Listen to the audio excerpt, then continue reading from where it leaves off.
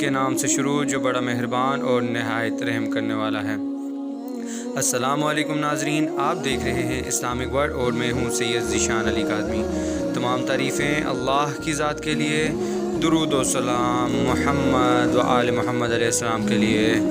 آج موضوع ہے ہمارا انگوٹھی کس چیز کی ہونا چاہیے اور کس چیز کی انگوٹھی پہننا حرام ہے۔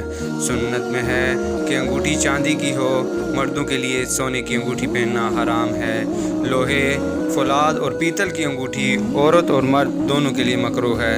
چنانچہ حضرت امام جعفر صادق علیہ السلام سے بسند صحیح منقول ہے کہ جناب رسول خدا صلی اللہ علیہ وآلہ وسلم کی انگوٹھی چاندی کی تھی۔ کئی معتبر حدیثوں سے منقول ہے کہ حضرت رسول خدا صلی اللہ علیہ وآلہ وسلم نے امیر المومنین علی علیہ السلام سے فرمایا کہ یا علی، سونے کی انگوٹھی کبھی نہ پہنو کہ وہ آخرت میں تمہاری زینت ہے۔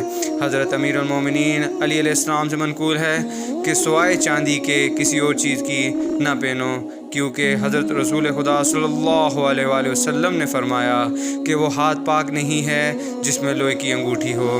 دوسری معتبر حدیث میں حضرت رسول خدا صلی اللہ علیہ وآلہ وسلم سے منقول ہے کہ مرد کو لوہے کی انگوٹھی پہن کر نماز نہیں پڑھنا چاہیے، اور آن حضرت صلی اللہ علیہ وآلہ وسلم نے پیتل کی انگوٹھی پہننے کی بھی ممانعت فرمائی ہے۔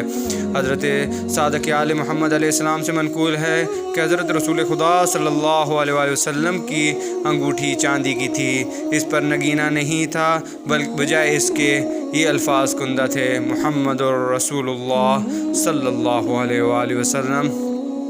ناظرین، امید کرتا ہوں آپ کو میری آج کی ویڈیو پسند آئی ہوگی۔